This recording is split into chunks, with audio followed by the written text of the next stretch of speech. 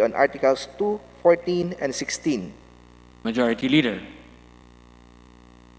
Mr. Speaker, the parliamentary status of the bill is it's under the period of sponsorship debate, and I move to recognize the Honorable Alfredo Garbin of Ako Bicol Party List to sponsor the said bill. The chairperson of the Constitutional Amendments Committee is the Honorable Garbin is recognized to sponsor the measure. Thank you, Mr. Speaker. Majority Leader. Mr. Speaker, I move to recognize the Honorable Ria Vergara of the 3rd District of Nueva Ecija to her interpellation. The Honorable Ria Vergara is recognized for her Zoom interpellation. Thank you, Mr. Chair. Good afternoon. Would the honorable sponsor of Republic of RBH2 be willing to answer some clarificatory questions? Willingly, Mr. Speaker. Thank you, sir. Mr. Speaker, we in Congress look to the insertion of these 5 words, unless otherwise provided by law, as providing flexibility to the restrictive economic provisions of our Constitution. As our Honorable Chair Garbin said, it's some sort of positive signaling to foreign investors that our country is open and available for foreign business. No more restrictions. We are communicating that our country is now taking out the do not enter sign for investors who find our laws too restrictive. However, what our rights are when it comes to the control and ownership of our natural resources and public utilities. At least now, for instance, we all know that the 60-40 is the rule of the land when it comes to the use of our resources and the ownership of utilities. That is explicitly clear.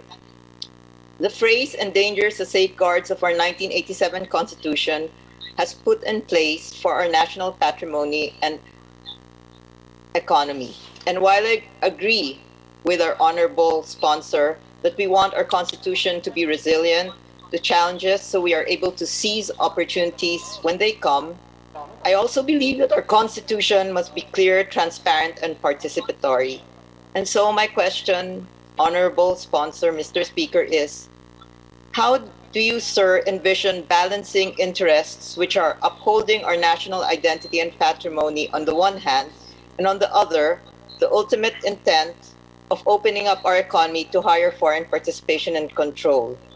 How do you propose to mitigate the risks that accompany the possible full liberalization of some of our critical sectors? Thank you, Mr. Speaker. The question relates to the principles and provisions of the Constitution. Now, the Constitution allows balance between 2 important values. Number 1 is the Filipino interest, and number 2 is the economic prosperity. Now, under Section 19, Article 2 of the 1987 Constitution, it states that the state shall develop a self-reliant and independent national economy effectively controlled by Filipinos. Section 19, inasmuch as a constitutional principle, each constitutional principle or provisions and principles should be read in conjunction with other provisions of the Constitution to attain a balance of economic development. In particular, the Constitution has also Article 9 or Article 2, Section 9, which reads, "The state shall promote a just and a dynamic social order that will enjoy the prosperity and independence of the nation and free the people from poverty through policies that provide adequate social services, promote full employment and a rising standard of living, and an improved quality of life for all." So thus, the state's goal is not only to absolutely ensure Filipino control, but to create a balance between that and national prosperity. One constitutional principle should not be treated as a superior over the other. For this purpose, we are adding flexibilities in the amendments to allow quick changes so our policies can adjust according to the needs of our circumstance, always considering and without needing to derogate from any valued constitutional principle. So in other words, Mr. Speaker, just as the state cannot disregard Section 19, it is also cannot disregard Section 9, any application of which is limited by the other and with good reason. So, Mr. Speaker, from the response of our honorable chair, can I safely assume then that once this amendment passes the lower house, passes the Senate, and is placed for ratification and is approved, it is possible that our natural resources and our public utilities, if Congress so deems, might now become fully owned by foreign companies? That is a possibility, sir. Well, the possibility is that the incorporation of the phrase unless otherwise provided by law in Article 12, Section 3 of the 1987 Constitution, the possibility is that Congress may increase or decrease the maximum land area allowed to be leased by private corporations and associations. Congress may extend the period of lease, and Congress may add another exception to holding alienable lands of public domain aside from lease. And Congress may also lift the restriction against holding of lands of public domain by corporations or association. Now, with regard to Section 11, Article 12, which refers to public utilities, Congress may allow to extend the granting of franchise, certificate, etc. to non-Filipino citizens.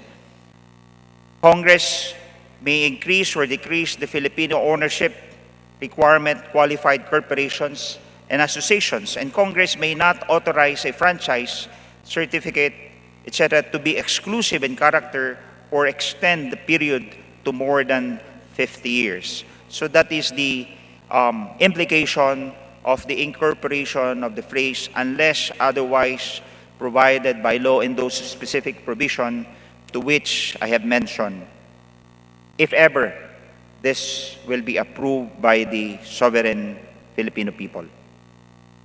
Yes, Mr. Speaker, not too long ago, towards the end of 2019, there was a House resolution and the Senate investigation on the 40% stake of China's State Grid Corp in the National Grid Corporation, the company in charge of all the major transmission lines of our country.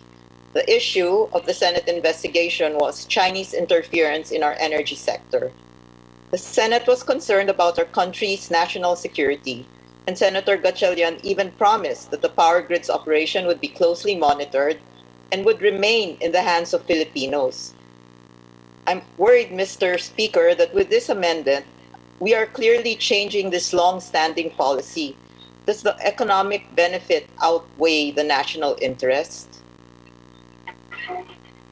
Well, when you speak of national interest or specifically the control of national economy, note that the national economy and industry is not composed of a single entity. To rephrase, a single company does not comprise the whole of the national economy or the whole of a certain industry. What the Constitution is guarding against foreign control of our national economy or specifically imbued with public interest and which contributes to the national economy. So I repeat that national economy and industry is not composed of a single entity. What the Constitution abhors are those foreign practices and foreign practices and trade practices that are unfair to Filipinos. So do I take it then, Mr. Speaker, honorable sponsor, that vital installations like transmission facilities, power generating facilities, we will endeavor to keep that under the control of Filipino investors, the Filipino government, and not private foreign entities? Well, to begin with, Mr. Speaker, the incorporation of the phrase unless otherwise provided by law comes with it neither a standard nor detail as of yet. And therefore, it is subject to legislations by the next Congress. And therefore, when we enact legislations, whether lifting or relaxing those restrictions enshrined in our Constitution, we will always consider what is best for our country, and in consideration thereof, paramount of which is national security, national sovereignty, and best of all, the interests of or for the benefits of the Filipino people. Thank you, Mr. Sponsor. It's reassuring to know that our national security is still of paramount interest. I go to my next question, Mr. Speaker, Honorable Sponsor. Electricity, water, access to the internet, these are all basic services that should be provided to Filipinos with consideration of our ability to pay and according to our development needs. Industries as vital as this to the economy should not be turned over to private foreign interests, whose of course number one priority will be profit. As an example, government should develop a national plan for a state-supported energy sector to fulfill the promise of sufficient, affordable, and efficient electricity for all Filipinos. What I'm proposing, Mr. Speaker, is for government to come back into the energy sector the way they did before EPIRA happened. Mr. Speaker, the Philippines was the very first Asian country to tap geothermal power in 1977 with a 3 megawatt plant in Leyte and a larger commercial plant, 110 megawatt, in Tiwi Field, Albay. Our country, up until 2017, was the second largest geothermal energy producer worldwide, according to International Geothermal Associates. We were second only to the United States. But in 2018, we were overtaken by Indonesia in terms of geothermal power capacity. Indonesia's Ministry of State-Owned Enterprises created a holding company made up of 3 state-owned companies to develop and operate their geothermal capacity and power plants. My question, Mr. Speaker, is, should we not consider these kinds of government intervention policies state-owned enterprises for our vital industries before we liberalize these sectors? Well, Mr. Speaker, if you will look at the sectors of our economy, one of the restrictions or one of the foreign equity restrictions is imposed upon the power industry. It says in our Constitution that when you speak of oil, gas, electricity, the foreign equity limitation is only 40%. And that is why in all economic literature presented to us by experts, even by OECD, I have a study here presented by Fernando Mitsura and Caroline Rollet. They are authors and economists and policy analysts in the Organization for Economic Cooperation and Development. They said that foreign equity limitations as determinants of foreign direct investment is number one in their list. And you speak of limiting the participation of foreign equity in those industries, it will necessarily cause statutory barrier and operate to influence investors' choice among different locations. In fact, they said that a policy change from full restrictiveness to full liberalization would increase foreign direct investment stocks by about 25%. And to add more to that, in a 2019 study by the Organization of the Economic Cooperation and Development, it measured the restrictiveness of the economies to foreign direct investment and ranked the Philippines as the most restrictive in Southeast Asian region. In 2019, data from the World Bank also shows that the FDI net inflow of Vietnam and Indonesia, countries with relatively young populations such as ours, have already surpassed the Philippines' FDI net inflow, which may be correlated to their economies being less restrictive. So, therefore, the more we retain this foreign equity limitations in our Constitution, the more that we will not improve those sectors of our economy, because as the investor said, if the door is closed, then you cannot invite any investor. But even a signal of reform will significantly increase the flow of capital through foreign direct investment. Thank you, honorable sponsor. It seems that you did not fully comprehend. Maybe I should make my question clearer. My question, Mr. Sponsor, is I was wondering, might it not be a good idea that before we liberalize these vital sectors, for instance, public utilities, that we consider government policies where the government, like what they did in Indonesia, the state-owned enterprises, what it came in and developed their geothermal resource.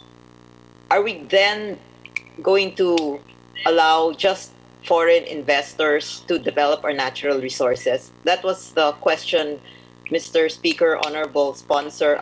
Should we not consider government policy state-owned enterprises for our vital industries the way it used to be before EPIRA was implemented, so that we can be the ones to enjoy the fruits of the resources in our country? Might it not be a better course to support Filipino companies, or even allow the government to once again enter geothermal generation, so that we do not need foreign direct investors to be the ones to develop this for us the way Indonesia is doing it now? They're using state-owned enterprises to develop their geothermal resources. The present circumstance points to the preferred choice of Filipinos. Utilization of our natural resources, which is under the control and supervision of the government, preferred ho yung ating mga kababayan, yung Filipino. It's just that infrastructure required in these sectors of the economy is generally capital intensive. Yun nga ho yung problema. These are areas that are underinvested because this is a capital intensive sectors of our society. And when there is insufficient local capital to fund the much needed modernization, allowing more foreign investment is a logical proposition. In the case of electricity, we need to increase our generation capacity to address the rising demand for power and to back up the country's growing economy with high quality and reliable energy. Sa ngayon ho talaga, pabor ho yung industriya at yung sektor ng ekonomiya sa ating mga kababayan. Pero ho, dahil capital intensive yung sektor ng ekonomiya na yon, ay kulang ho. Yung bibilang mo lang ho for economy and in the areas of national patrimony. So, Mr. Speaker, it's fair to say po na panahon na baka pwedeng amendahan ng EPIRA para makapasok muli ang gobyerno sa pagpapatayo ng mga generating facilities, nang sa ganon, kapag ang gobyerno po ang nagpatayo, basta makover niya yung cost kahit walang profit, ayos na. Whereas pag private company ang nagtatayo, kailangan mabawi nila ang kanilang perang ipinasok at kumita pa. Ang aking sana bago natin buksan ng ating ekonomiya, we consider to allow state-owned enterprises, especially in vital industries like energy and water. I go to my next question, Mr. Speaker. Would the Honorable Chair agree that while RBH2 could result in flexibility, it is equally possible for it to result to unpredictability, particularly for foreign and even domestic investors who would now have to rely on Congress to pass laws that could be changed more easily depending on the policy direction of an administration? Kasi po, madalas po yung sinasabi na the insertion of these 5 words will allow for flexibility. But might this same flexibility be the result of instability? Pag pabago-bago po yung mga batas na ilalabas. Depende po pag tayo po, nagbabago tayo ng Pangulo every 6 years. At pag nagbago yung Pangulo, kadalasan nagbabago din yung policy direction. So might that create a more unstable investment environment and even scare away foreign investors more?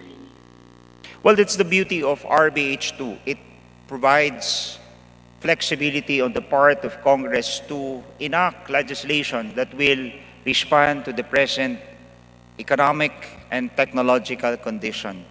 The beauty of it is that whenever the circumstance or the data that provides to us, we will act on the said data.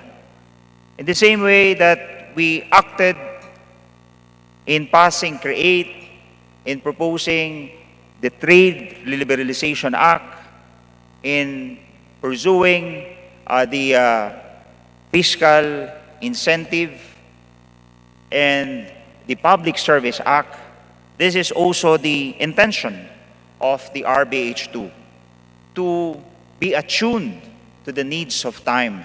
Now, as to the safeguard itself is legislation, because I believe that legislation will always be based on the side it passed and signed by the President into law.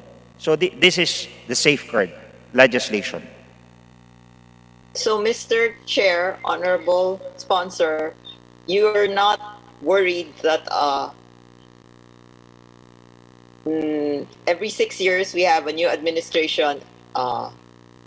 Every 3 years we vote in new congressmen, that this flexibility might result to more instability.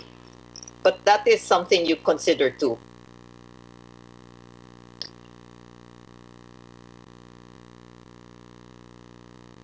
Can you please repeat the question, Congresswoman Vergara? Yes, Mr. Chair. You said that the flexibility is actually the asset or the beauty of this amendment. I agree, while it will allow flexibility, will allow us to respond faster, I also worry that the flexibility might result to instability, because every time there's a new administration, every 6 years, it's possible that policy direction changes. As an example, from the Aquino administration that had very positive ties with the U.S. government, President Duterte did a pivot towards China, so that's a change in foreign policy direction. I fear that these 5 words might result, the flexibility that it provides might cause more instability, and as a result might actually be more of a deterrent to foreign investors. Well, that's the province of legislative power. When you speak of legislative power, that is the power to enact laws and to alter or repeal them when the common good so requires. So that's always the safeguard. Whenever we enact legislations here, or when we pass or modify or alter any legislations, it is always grounded, or we're always guided by the common good, public interest. And so that is always the safeguard. So I'm not worried at all. Okay, thank you, Mr. Chair. In a previous interpellation of Senior Deputy Majority Leader Remulla, he talked about the parity clause. And like you, I was not born during that time either. And I don't think neither was Congressman Remulla. But In 1947, former President Rojas on March 6 said in his campaign to ratify the parity amendment in our 1935 Constitution, he said, and I quote, "Capital is very shy. Capital will not go to any country where it is not welcome." The main reason for approving this parity amendment is so that the Philippines may be able to acquire within the shortest time possible the scientific and technological equipment and skills that are necessary to make our country a productive industrial country, end quote. So, Mr. Speaker, this RBH2 and the proposal that we have is one, to develop our country from an agricultural to a more progressive industrial economy, and two, because we lack capital to build key industries, specifically in mining and utilities. So the objectives of RBH2 do not seem too different from the objectives of the proposed constitutional amendment of the parity amendment way back in 1946. Do you agree, Mr. Sponsor?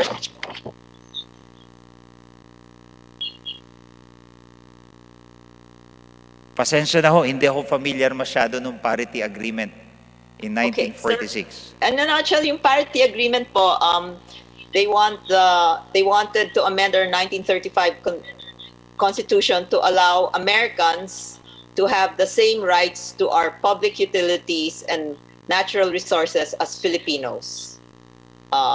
There was, because in the 1935 Constitution, there was also the 60-40 sharing, but with the parity amendment, they said for 28 years, American investors, American citizens will have the same rights as Filipino citizens to natural resources of the Philippines and to operate and own public utilities. And that was the parity amendment. It was only effective for 28 years, and it was only for one country, the United States. And it didn't achieve all it claimed to do. It actually hampered our industrial development, as we see today. My question then is, aren't we subjecting our economy in a more precarious position by pursuing amendments similar to the parity clause that are targeted and will allow an even greater degree of foreign control in more advertising?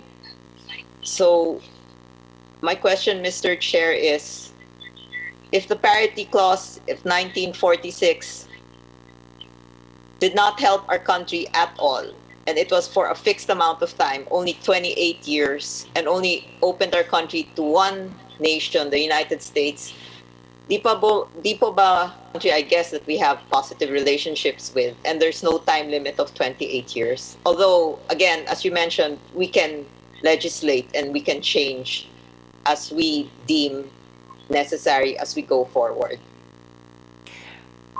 In answer to provided by law, does not come with it standard nor details as of yet. But it imposes a condition. The condition is passing of a legislation. So meaning, this is totally different from the one that you have compared, the parity law of 1946. Malayo ho yung comparison dito. What it provides is flexibility from inflexibility of those constitutional provisions to which it is attached. From rigidity to becoming flexible. Wala pa hong detalye, wala pa hong standard ito. So meaning, if the condition like passing of a law and signed by the President in order for it to become a law, it will negate the restriction to which it is attached. Like, for example, the 60-40 foreign equity participation in the public utilities. But as to whether we will increase the foreign equity participation to say 49, 60, 70, or 100%, that is up to the next Congress to decide. Mr. Sponsor, I think the question being asked of you is that there was an analogy between the 1946 parity amendment because it came also as an amendment to the 1935 Constitution. The interpellator, the Honorable Ria Vergara, is asking whether or not it has some analogy because, according to her, the promises of the 1946 parity agreement did not come into fruition. And considering that RBH2 now promises also conditions for the future use of the Congress, she is a little bit wary if that will still be the case, as in the case of the parity amendment. That was the question. Thank you, Mr. Speaker. I have the same answer.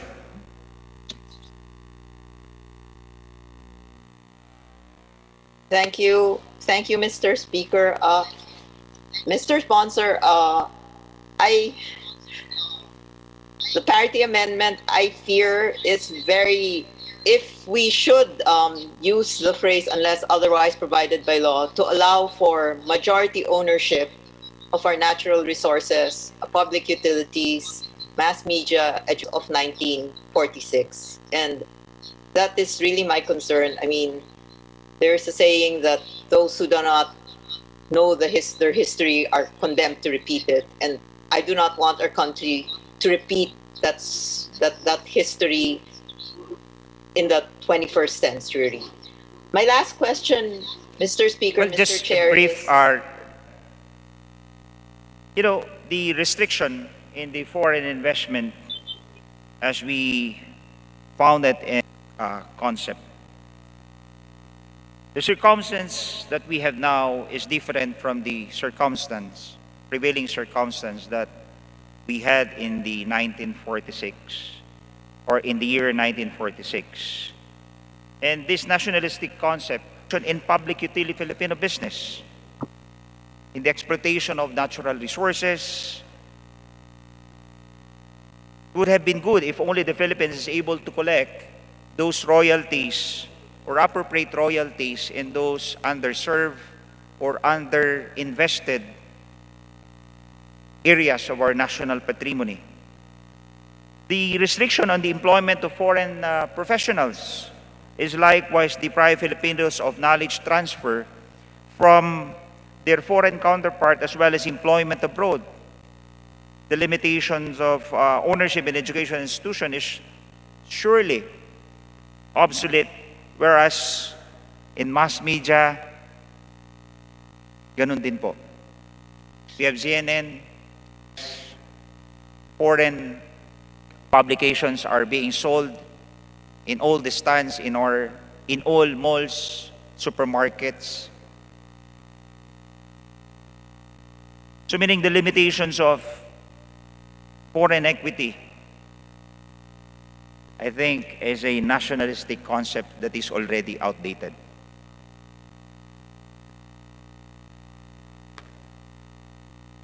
Mr. Speaker, I don't think patriotism or nationalism is a concept that can be outdated. I think it's a principle that as a Filipino, I'm proud to say I believe in.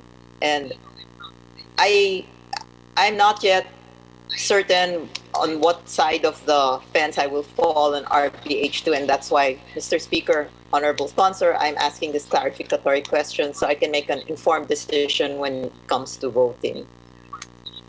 My next question, Mr. Speaker, is, are we familiar or have we studied what the optimal percentage in terms of equity sharing might be proposed by Congress should this pass and be amended into our Constitution in terms of, let's say, utilization of natural resources?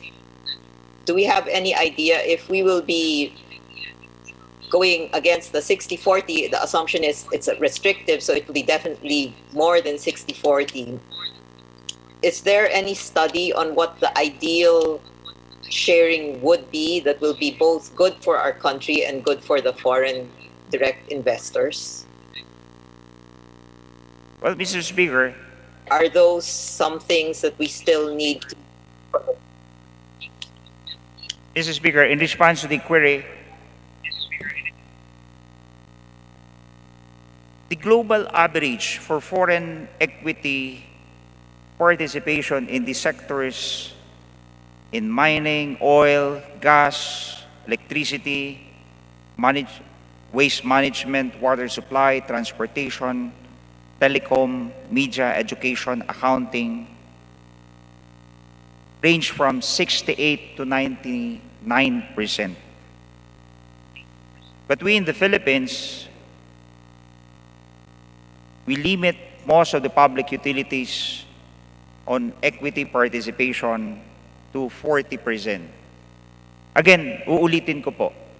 Sinabi ko lang yung global average of foreign equity participation in those sectors of our economy, but I will repeat that this proposal to incorporate the phrase "unless otherwise provided by law" does not come with it a standard nor specifics or details as of yet. So, thank you, Mr. Speaker. So, Mr. Chair, it's the global average is 68 to 99%. That is correct. Yes. Thank you, sir. I go to my next question, Mr. Speaker. In areas of paramount interest like the media and education, may I know what the rationale is for allowing foreigners to invest in them, considering that these industries should shape our national identity and the future of Filipino children?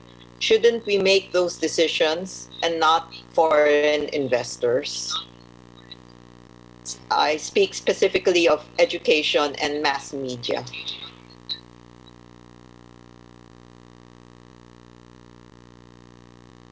As a member of the Committee in Creative Industry, our Filipino talents, the Filipino talents, we can't compete with foreign talents, even in our own country. And we're looking of ways and means with Chair Toff de Venecia on how to maximize exposure for Filipino talents. And so now, with this proposal of allowing media now to be controlled majority by foreigners, might this even worsen the already sad state of our Filipino homegrown talents? Well, in the case of mass media, it is also to be reviewed the 100% requirement in its ownership and management. As I've said earlier, given the reality that foreign publications and foreign networks like the CNN, the BBC are already allowed to be broadcasted, and that foreign publications are freely sold in the newsstand. Ano ho yung kinakatakot natin dito? Lahat ng cable televisions natin, mayroon CNN, meron BBC. Pumunta ka sa iba't ibang mall, yung mga stand nila, mabibili mo mga foreign publications. And therefore, I think this is one thing that has to be reviewed on. Now, the fear of foreign influence through control of television, radio, and newspaper is for now unfounded, since the deterioration of knowledge and information dissemination has long since enabled access to global audiences. Yun nga ho, there is no denying their influence on the Filipino. As an internal issue, industry representatives observe that competition from foreign journalists and broadcasters could possibly provide the necessary competition to uplift the standard ng pagre-report po at na pagbibigay ng balita sa ating taong bayan. Doon naman ho sa edukasyon, siguro maganda rin ho na kung i-open up natin yung management and ownership ng sektor ng ating edukasyon, ay gayahin natin yung practice sa ibang bansa. Like by invitation lamang in Singapore, China, Hong Kong, they only invite the elite universities. And in that way, we provide a choice for our Filipinos and other students na wala hong masyadong pera na makapag-aral sa ibang bansa, sa matataas na universidad na napakamahal ng tuition at standard of living. We can afford and provide a lower standard of living here in the Philippines and also provide a lower tuition fee. Opening up the economy to foreign investment, to education, should never be considered a sellout of our position as a diminishing of our priority to further our constituents' education. In fact, it even creates an avenue for an improvement. Research and collaborations between foreign and local universities and colleges and local industries is one thing that is being ignored at the moment, with Philippine higher education institution slipping in international rankings due to poor citations and counts and lack of research infrastructure. Allowing the entry of foreign universities could lead to positive spillovers in knowledge creation, technology transfer, and the like. Thank you, Mr. Sponsor, Mr. Speaker. However, when you speak of all this, we will always protect our educational institutions that have been there and not allow them to unnecessarily compete with these foreign educational investors who might have deeper pockets, right?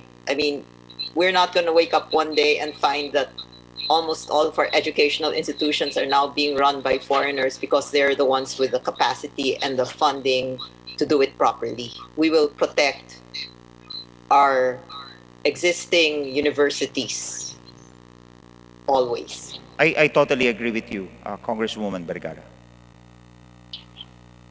My last question, Mr. Speaker, is foreigners, especially today, we're one of the last Asian countries in terms of the rollout of our vaccine program, which has already begun. But they say that in Asia, we will be one of the last to recover from the pandemic. And I worry that with this amendment, foreigners can come in and there's no limit to what they can invest in now. There's no more 40% cap.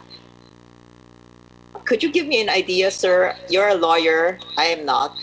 What kind of laws might be proposed so that we're not naman inundated with foreign funds, that we're able to protect our small, medium, our MSMEs, so that we don't find ourselves as second-class citizens in our own country? Could you give me an example of a law, for instance, that we could propose? I cannot provide you specific law or a concept of law that will, but what I can say is that whenever we liberalize and open up and increase foreign equity participation, I am sure that they will be all subject to all our regulatory laws, such as environmental laws, protection of labor, international labor standards, protections of SME. Those are the things that we have to keep in mind. We will not sell out our national sovereignty. We will always keep into consideration, and paramount of which is national sovereignty, national interest, and always for the benefit of the Filipino people. Thank you, Mr. Speaker. That is what I was hoping you would say. I know we've spoken privately about this, and I spoke to you about the rice tarification law and how when we liberalized the rice industry, we made sure that there's a 10 billion fund for our rice farmers to make sure that they can Singh said, and Mr. Speaker, Honorable Chair, like Chair Salceda and Congressman Kimbo and yourself, I also believe that easing foreign restrictions alone will not result to shared prosperity, inclusive growth, and poverty alleviation unless it is part of a larger government plan that also addresses our country's infrastructure, policy stability, corruption, high power rates, tax regulation, and government bureaucracy. I hope that as we consider RBH2, we will also address those aforementioned areas. Thank you very much, Honorable Sponsor, Mr. Speaker, for this chance to ask clarificatory questions and make this manifestation. Good afternoon. Thank you, Congresswoman Vergara, and let me state that in seeking to resolve those issues that you have mentioned, along with it, we should also encourage the inflow of foreign direct investment by lifting the restrictive economic provisions of the Constitution. The Majority Leader. Mr. Speaker, the next member who wishes to interpolate our distinguished sponsor is lady from Party List ACT Teachers. I move that we recognize Representative Franz Castro. Representative Franz Castro is recognized. Maraming salamat, Mr. Speaker. Ang atin po bang kagalang-galang na sponsor ay willing na sumagot sa ilang mga paglilinaw ng representasyong ito kaugnay ng attempts ng kongresong ito kaugnay noong charter change. So before RBH2, there had been 6 previous attempts to change the Constitution. 3 of them included amendments to the economic provisions. One in 1997 during former President Ramos' time. This is the PIRMA, People's Initiative for Reform, Modernization, and Action, which was struck down by the SC as unconstitutional. Second, in 1999, Project Concord on Economic Provisions. In 2001, a proposal to change from a presidential to a parliamentary system, which is a French version. It died a quiet death when former President Arroyo did not support it. In 2006, to change again to a parliamentary federal system, which is struck down by the Supreme Court as unconstitutional. Number 5, in 2009, a proposal by former President Arroyo allies that would give an equal vote for congressmen and senators in Constituent Assembly in joint session and a joint vote. It was withdrawn in the face of widespread opposition, including from the Senate. And lastly, in 2015, the House initiated Joint Resolution number 1 with almost exactly the same provision on economy. So, Mr. Speaker, yung mga attempt po ito na pagbabago ng ating mga constitution, talagang ang dami na pong attempt, no? Pero tingin po ng representanting ito, hindi inosente ang pagsisingit ng phrase na unless otherwise provided by law. Dahil nangangahulugan ito ng pagpapababa ng proteksyon para sa mga lokal na industriya, lokal na produkto, Pilipino consumer ng mga batayang produkto at serbisyo. At sinasabi din at nangangahulugan din po ito noong pagbabago ng foreign ownership. Buti na lang, no, tinanggal na yung land ownership, issue on public utility ownership, and education institutions and mass media. So, Mr. Speaker, sponsor, ako po ay magpo-focus na lamang po doon sa mga sinasabi po ng mga proponents ng RBH2 tungkol doon sa ang atin po raw na constitution ay very restrictive and very protectionist. Okay? Bakit kailangan natin to, Mr. Speaker? Ito ba yung trend sa pangkalahatan? So sinasabi maraming bansa ay bukas sa foreign investment at hindi sila masyadong protectionist na kagaya ng konstitusyon ng Pilipinas.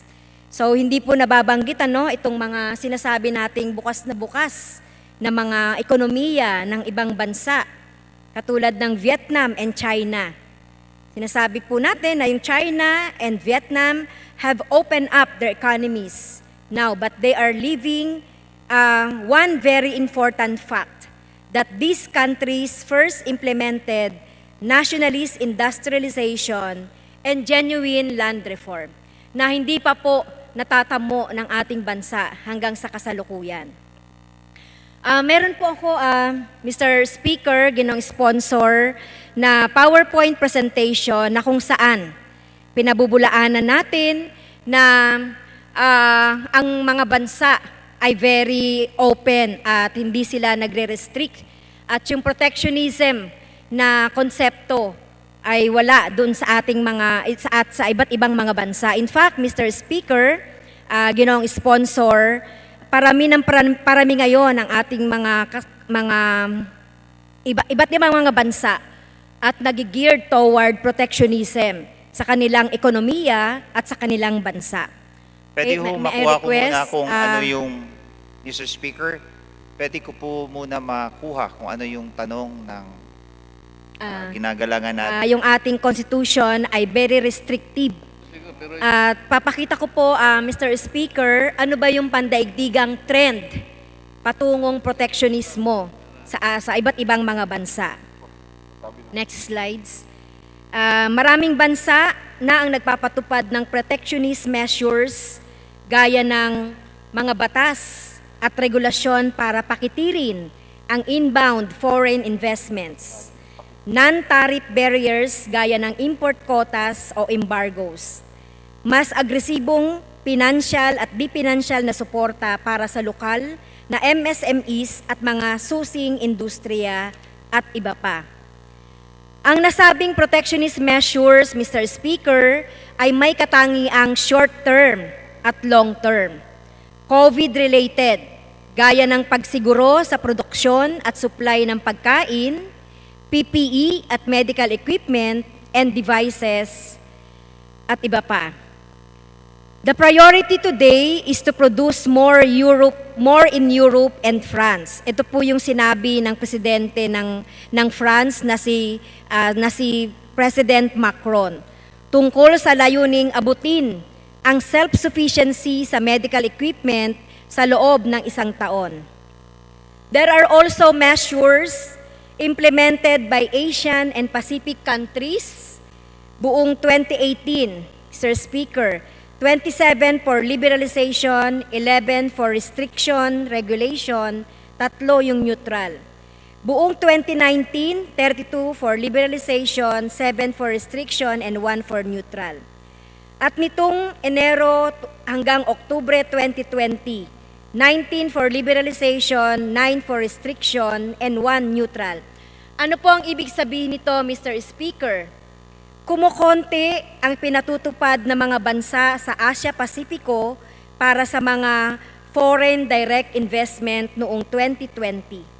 At hindi pa nga natapos ang taon, dumami pa ang mga pinatutupad na patungong proteksionismo.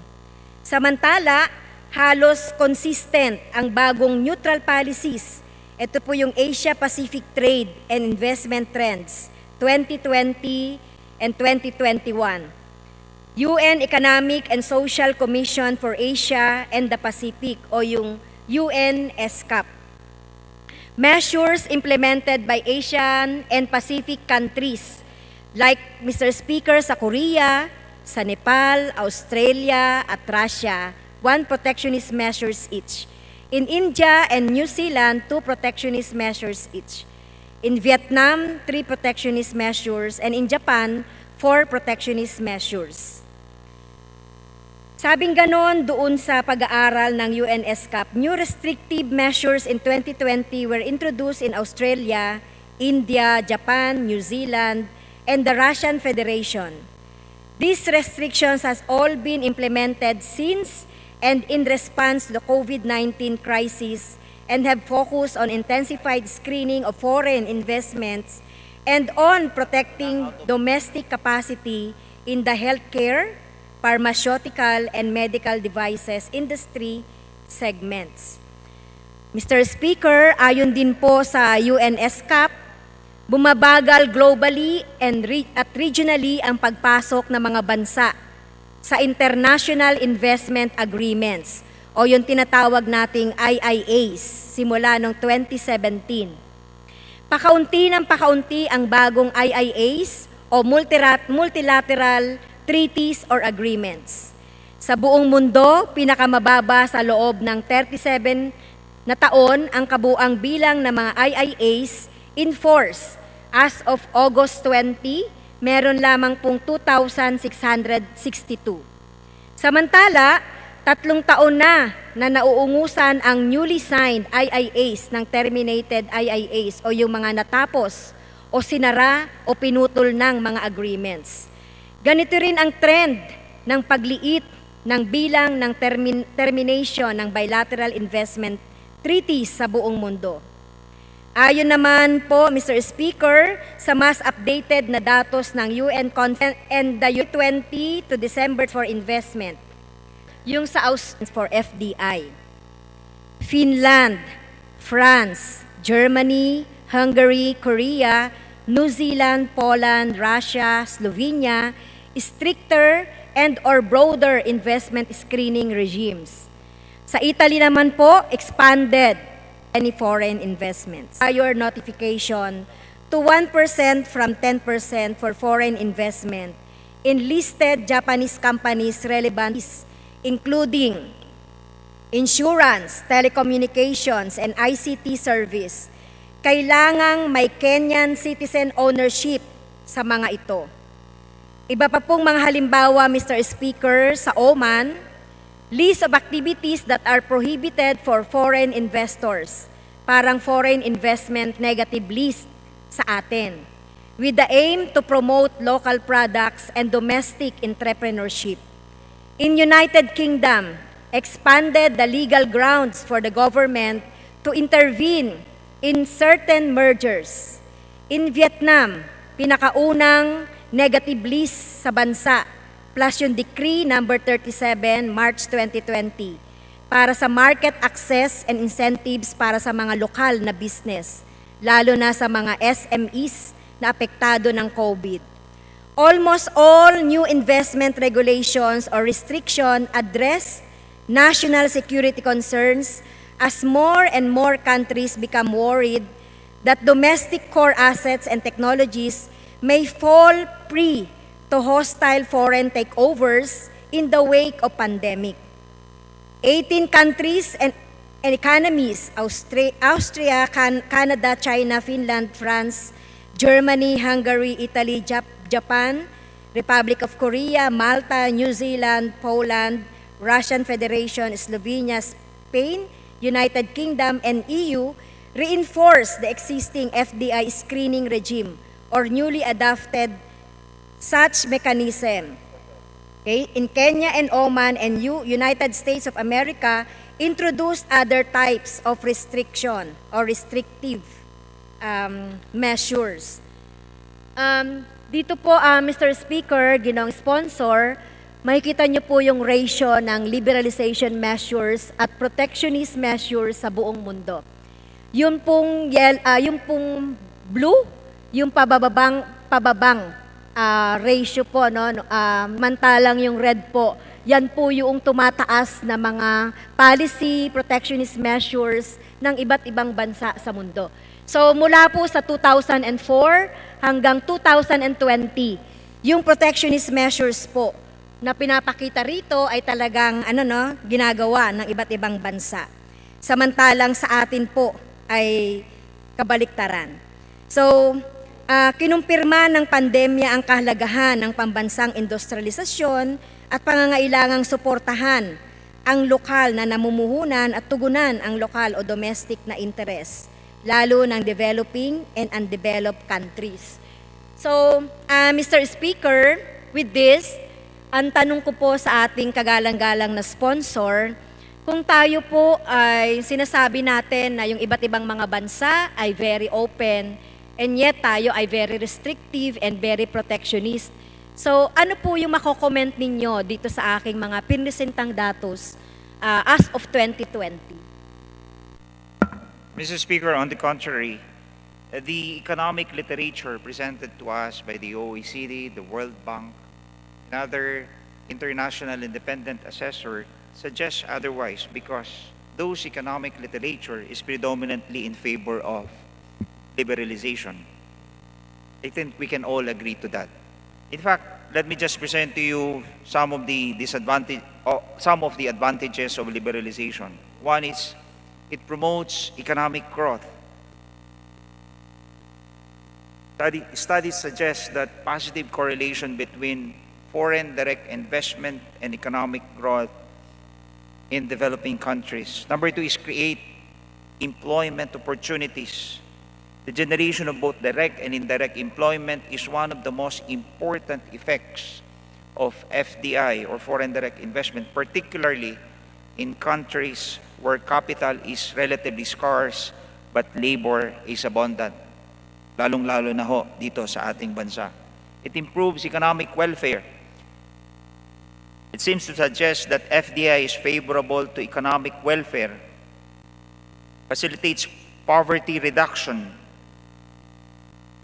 In OECD study, it is observed that while empirical evidence of the social consequences of FDI is far from abundant, the results generally supports the idea that FDI may help reduce poverty and improve social conditions.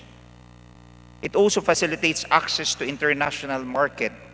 The International Monetary Fund World Investment Report cited that, among others, FDI encourages development through exports by raising efficiency and enhancing marketing opportunities, which in turn creates new jobs. It also encourages technology transfer. FDI facilitates technology transfer through capital inputs, which could not be achieved by trade. The Association or the Organization of Economic and Cooperation Development also noted that economic literature cites technology transfer as probably the most important channel through which foreign entities may produce positive externalities in the host developing economy. It also assists in human capital formation and helps create a more competitive business environment and enterprise development.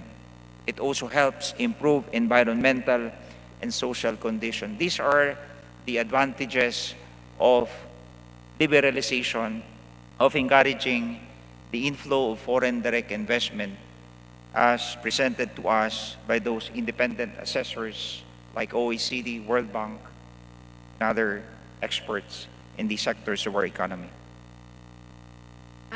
Maraming salamat, Ginoong Sponsor, Mr. Speaker, dun sa pagsagot, no? So sinasabi natin na ito, yung pinakita ko po kanina, Mr. Speaker, yung mga protectionist policy po ng iba't ibang mga bansa sa panahon ng 2004 hanggat sa ngayon sa panahon ng pandemya. So, ibig sabihin po nito, Mr. Speaker, yung pong mga foreign direct investment ay nagiging mga investors ay nagiging hesitant na rin. Yung mga bansa hesitant na rin na magbukas ng kanilang ekonomiya para sa iba't ibang mga investment dahil nakita nila yung pangangailangan nung kanilang mga bansa sa panahon na ito. So the sponsor, Mr. Speaker, talks about the employment, di ba? Yung pag maraming mga makikreate ito ng maraming mga trabaho at maraming mga employment opportunities. Pero I beg to disagree, no? Kahit naman kahit naman ang dami na nating mga foreign investments, hindi naman bumaba yung ratio o hindi naman bumaba yung percentage ng unemployment. At hanggang ngayon naman pataas pa rin ng pataas 'yan. So, hindi ibig sabihin na very restrictive or very protectionist tayo sa ating ekonomiya ay wala na tayong makikreate na trabaho. Kaya nga po ang akin pong argumento dyan, Mr. Speaker, dapat po talaga no, yung pagtuunan ng pansin, hindi yung tsa-tsa na ibubukas natin na ekonomiya, kundi yung pagpapaunlad ng ating mga industriya, katulad ng ginagawa ng iba't ibang bansa, yung national industrialization. Mga gusto nating mga probisyon sa ekonomiya na para mabuksan. Meron pa rin po akong isa pang bahagi ng ating presentation. Mrs. Speaker, let me just respond to the... Unless gusto pong Yes, but before that, Mrs. Speaker, allow me to respond to the manifestation of Congresswoman Castro wherein she stated that it did not result or created any job at all. In fact, in 2017 data of the Philippine Statistics Authority, it is highlighted that while there was a 13.6 decline in the number of establishment, it has sustained a total employment of 1.278 or 1,278,000 in the country and an average annual compensation of 294,000 per worker, creating a total compensation of manufacturing establishment amounting to 370.7 billion. So, sino ho yung nagsasabi na hindi ito nakapaglikha ng trabaho at kita sa ating mamamayan? I'm speaking of the manufacturing industry where this sector is open for foreign equity ownership. And as of date, we have 70% of the manufacturing owned by foreign direct investors. So, yung sinasabi nyo ho na hindi nakapaglikha ng trabaho ay taliwas ho sa sinasabi ng Philippine Statistics Authority na yung manufacturing sector natin ay nakapaglikha ng at least 1.278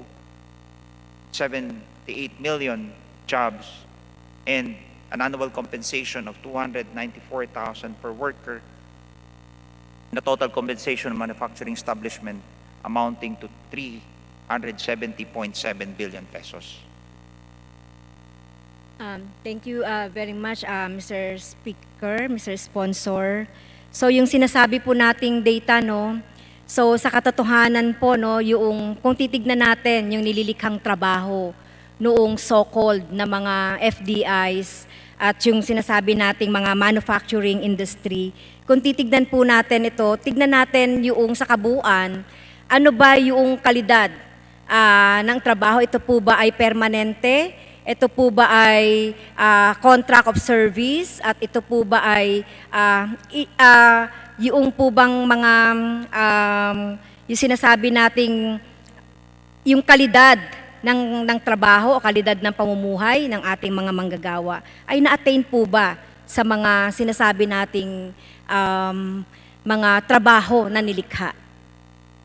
Ang katotohanan ho na pinipresenta ng data ng Philippine Statistics Authority ay yung foreign direct investment ay daladala ang malaking kapital na nagko-contribute sa ating lokal na ekonomiya.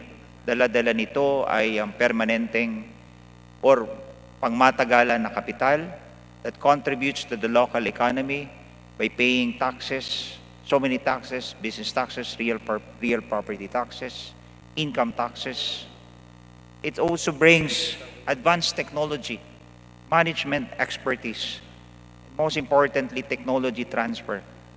And it also significantly increased the much needed employment opportunities sa ating mga kababayan. Kapital ng mga dayuhan, dala-dala ay kita ng ating bansa, kita ng ating gobyerno, at trabaho para sa ating mga kababayang Pilipino.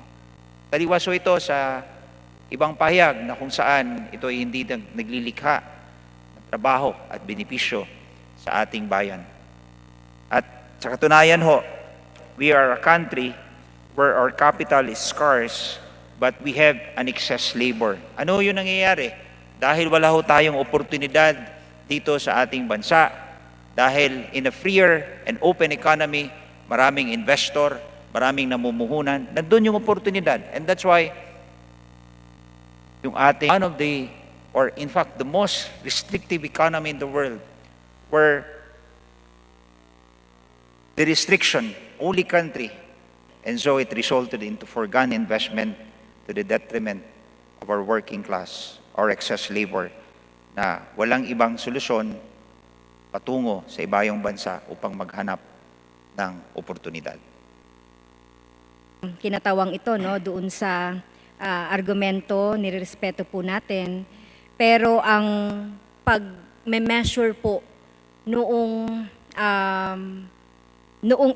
kahalagahan nitong mga foreign direct investments ay yung kalidad ng buhay meron ang mga Pilipino. Kaya nga sinasabi natin na kapag tayo po ay masyadong nangangayupapa or masyado tayong nagiging palaasa dito sa mga foreign direct investments, sa halip na i-develop natin yung ating pansarili na national na industrialization, hindi rin ito magiging stable. Talagang naging protectionist at very restrictive ang pagpasok ng mga foreign direct investments. At yung kanilang mga policy on protectionism ay pinataas pa nila para sa kapakanan ng kanilang mga mamamayan. Sinasabi natin na walang oportunidad dito sa Pilipinas at maraming milyon-milyong mga kababayan natin ang napipilitang lumabas ng bansa. Gusto ba nilang iwanan yung kanilang mga pamilya dito? Hindi po. Gusto ba nila na magpaalipin sa ibang bansa? Hindi po. Sa katunayan, marami tayong mga insidente na talagang maraming mga kababayan talaga natin na parang second class citizen sa iba't ibang mga bansa. Pero yun ang gusto po natin, instead na mga foreign direct investments, instead na mabuksan ito yung kasi kahit naman po hindi natin lagyan ng unless otherwise provided by law. So bukas na po ang ating bansa. In fact, sinasabi na nga natin yung ating sovereign rights, yung ating patrimonya, lalo na sa West Philippine Sea, yung mga pinagkukunang yaman natin sa West Philippine Sea ay ay bukas na bukas pa rin. Bukas na. Okay? At hindi napapangalagaan para sa ating mga mangingisda at para sa ating mga mamamayan. Mrs. Kung Mr. Speaker, magpapatuloy po- Mr. Speaker, let me just respond to the issue on quality of life. Yung sinasabi ho ni kagalang-galang Congresswoman Castro na walang impact o walang halaga sa quality of life. Cross-country study, impact of foreign direct investment inflows on poverty reduction in the ASEAN and SARS economies in 2019. It showed that the increased FDIs positively impact the quality of life as measured by the Human Index in ASEAN countries. And being open to foreign direct investment addresses not just economic growth, but it also addresses economic development. Yung growth ho natin can be likened into making the pie bigger, and development is the process of making sure that everybody gets a share of the enlarged pie. Ganun ho yung sinasabing natin na oportunidad sa ating mga kababayan ay dudulot ng inflows of FDI. Thank you very much, Mr. Sponsor, Ginoong Speaker.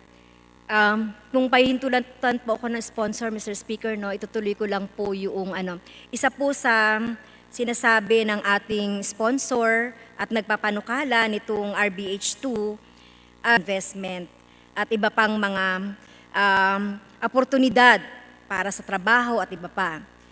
Okay, so sinasabi ko naman po, Mr. Speaker, ano pa po ba pagbubukas ng ekonomiya ang kailangan? So pinagmamalaki po ng mga nagpapakanukala na higit pang pagpapalawig ng FDI and globalization programs ng mga nakaraang dekada. So babanggitin ko po, Mr. Speaker, dito yung mga batas na naaprubahan na po ng Kongreso at mga pinag-uusapan pa po na talagang na magbibigay sa mga foreign direct investments na talagang pumunta sa Pilipinas para mag-invest. Okay? So, agresibong globalisasyon simula Philippines 2000. Ito po yung medium-term Philippine Development Plan for 1993 to 1998. Binuksan sa dayuhang pamumuhunan ang halos lahat ng industriya, kaya halos negligible ang kontrol ng pamahalaan sa dayuhang kapital. Hindi natin nakukuha ang mga bentahe sa produksyon, ang walang natatanggap na economic surpluses ang Pilipinas mula sa mga ito. Ibayo pang pagpapalawak ng 11th Regular Foreign Investment Negative List sa bisa ng Executive Order 65 ni Pangulong Duterte noong October 2018. Ito po yung pagbubukas natin nung mga pwede pang maibukas sa ekonomiya ng mga investments. Mga amyenda sa Public Service Law, pagbubukas ng batayang public utilities sa dayuhang pamumuhunan. In fact, Mr. Speaker, 4 na lang yata doon sa natitira na sa public service law na talagang kontrol pa ng gobyerno. At ito ay binibigay na natin sa pribado. Mga amyenda sa Foreign Investment Acts, amendments sa pagbubukas ng practice of profession sa foreigners. Mga amyenda sa Retail Trade Liberalization Act, binababaan ang minimum paid-up capital para sa dayuhang retail investors at iba pa. Ibayo pang pagluluwag, Mr. Speaker. Ito po yung pagluluwag ng tax regime para sa mga FDIs buhat ng like Create o yung dati si TIRA, binabaan ang corporate income tax hanggang 20% sa 2025 at iba pa. Pagluluwag ng Bangko Sentral ng Pilipinas sa mga documentary and reporting rules para sa mga foreign exchange operation. Mga amyenda sa batas regulasyon ukol sa Philippine Economic Zone Authority. Iba pang mga batas na magbibigay ng benepisyo sa pagpasok ng FDIs na nasa bansa na, kagaya ng Ease of Doing Business and Efficient Government Service Delivery Act, Revised Corporation Code, at marami pang ibang batas at polisiyang pinatutupad sa ilalim ng kasalukuyang administration. So, sabi nga po ng IBON, Mr. Speaker, the industrious countries develop through responsible regulation of foreign investment for development. That they develop because they liberalize is a myth. They liberalize because they first develop. The current global context of growing protectionism, a turnaround from investment liberalization, and eroding multilateralism make relaxing foreign equity restriction even more inappropriate. The most powerful capitalist economies in the world have been at the forefront of thousands of protectionist measures since the onset of the protracted global crisis. So ito po Mr. Speaker, ginong sponsor, meron na po tayong FDI, meron tayong Financial Institution Strategic Transfer, yung FIA, yung mga existing FIA at amyenda, Foreign Investment Export Enterprises, at ito nga po yung a-approve na pala yung retail. Mr. Speaker, At iba pa po, Mr. Speaker. So yun, yung last po natin, yung pag-approve po natin sa Create para sa mga corporation. So, ang tanong ko po, Mr. Speaker, ano pa bang ibubukas natin sa ekonomiya? Bukas na po through these laws, policies, na para makapag-engganyo po tayo ng mga foreign direct investment. So, ano pa po ba yung kailangan natin? Mr. Speaker, clearly the laws that she has presented in that screen are insufficient to hurdle the challenge of attracting foreign investors into our country, because our very constitution creates a negative impression that the country is against foreign investment. As I have said earlier, we are the only country in the world whose restrictive economic provision is enshrined in the Constitution. So notwithstanding the passage of key reforms in the liberalized the country's FDI policy, such as Congresswoman Castro had presented earlier, our FDI net inflow from 2013, 14, 15, and 2019, kulelat pa rin ho tayo. Bakit? Ano ho yung sinasabi ng OECD? Ano ho yung sinasabi ng World Bank? Isa lang ho ang kanilang sinasabi, that foreign equity participation is one of the statutory barriers in inviting or enticing foreign direct investment.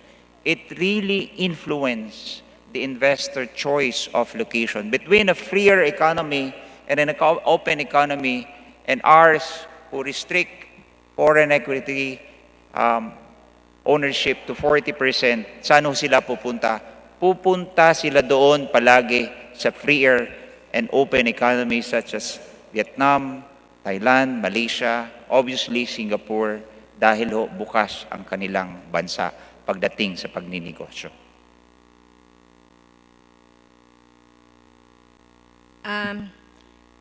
Maraming salamat, Mr. Speaker, dun sa paliwanag ng ating sponsor. Dumako naman po ako doon sa education institutions and mass media. Pagmamayari at pamamahala ng mass media at ng educational institutions, ito po ba yung gusto nating buksan dito sa RBH2, Mr. Speaker? Yun ang sponsor. Let me just explain to you that in Article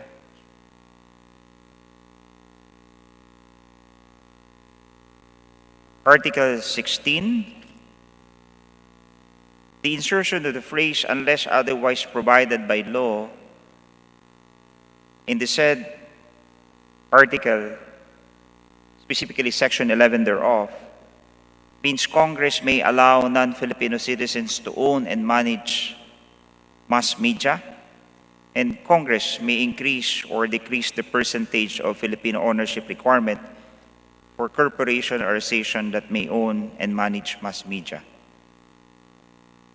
With regard to education, in Article 14, Paragraph 2 thereof, the insertion of the phrase unless otherwise provided by law at the end of the first sentence would allow Congress, non-Filipino citizen, to own educational institution, and Congress may increase or decrease the percentage of Filipino ownership requirement for corporation or association that may own educational institution.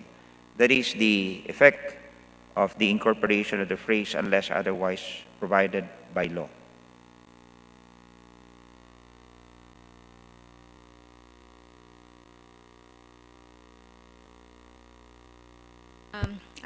Tapos na po ba yung ating sponsor, Mr. Speaker? So, ibig sabihin, tama po, no? Yung sinasabi natin dito na yun pong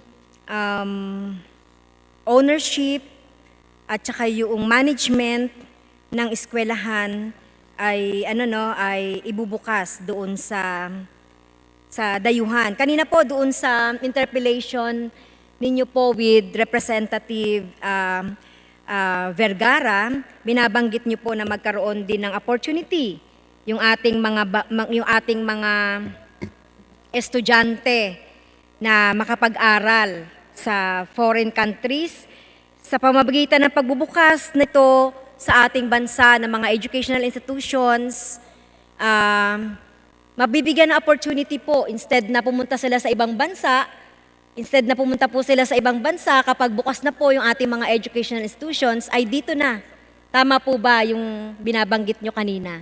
Ganun ho yung practice ng sila on education. But they only invite elite universities.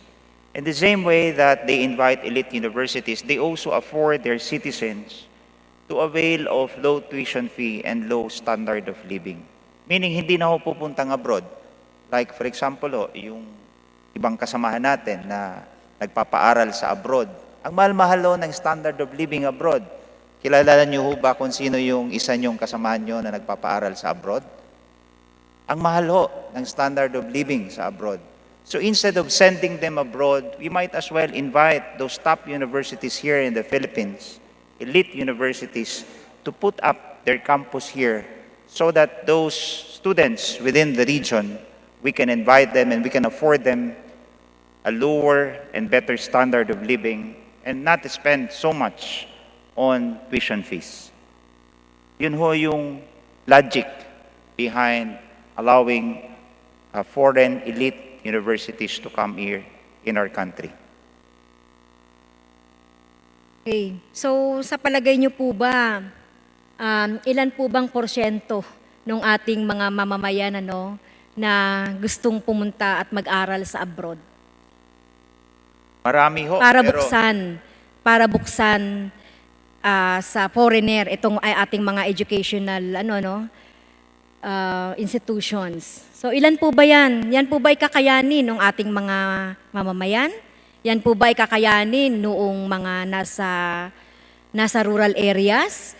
Hindi po ba mas magandang gawin ay pataasin yung kalidad ng edukasyon natin o abroad style para ang lahat naman ng ating mga mamamayan, estudyante? Well, I totally agree with you, Congresswoman Castro, that we need to really put up more funds, more public expenditure when it comes to education, especially to higher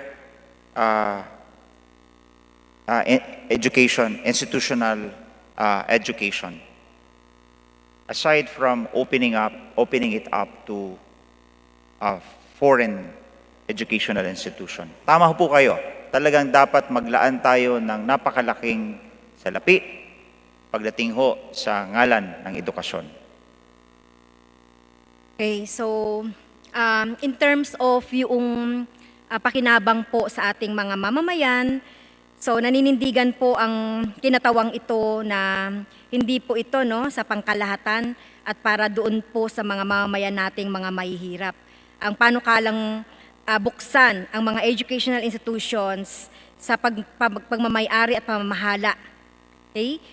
So kung kukuhanin ko lang po yung statement ni Attorney Christian Monsod, Mr. Speaker, ang sabi niya, nung nakikinig po ako dun sa interpellation sa Senado, the content of education is part of our patrimony, our history and cultural roots, our values, patriotism, and heroism of our ancestors. So the EDSA event that is already being subjected to revisionism, etc. And this cannot be left for foreigners to interpret. So, yan po yung tungkol doon sa education institution. And last question na po, Mr. Speaker, alam naman natin na lahat po ng ginagawa natin dito ay iniisip natin para sa kabutihan ng ating mga mamamayan in general at sa pangmaramihan. Pero sa latest survey po, Mr. Speaker, ginoong sponsor, 67% ng ating mga mamamayan ayaw ng charter change. So ano pong masasabi ng ating ginoong sponsor dito, Mr. Speaker? Hindi ko masasagot yung inyong katanungan dahil hindi ko ho alam kung ano yung methodology ng survey. In fact, siguro po yung sinasabi niyong survey ay yung patungkol sa pagrebisa ng ating konstitusyon na kasama yung pagbago sa struktura ng ating paggugobyerno. Pero ibang-iba ho itong panukala na nakabinbin ngayon sa plenaryo. Ito ho ay limitado lamang sa restrictive economic provisions of the Constitution. Ibang-iba ho po ito yung kinundukta yung survey na nagsasabing 67% yung hindi pabor. Dahil nga ho, as I always maintain, that ang ating taong bayan hindi naiintindihan masyado kung ano yung pinapanukala sa pag-amenda ng Constitution. And since they are the true owners of the Constitution, they should know and should have an informed decision on the discussion of the proposed amendment to the Constitution. Siguro, ang akin lamang dyan, pag nalaman nila na ito ay ikabubuti ng ating bansa sa pag-iimbita ng mga namumuhunang dayuhan na maglilikha ng kita, kapital,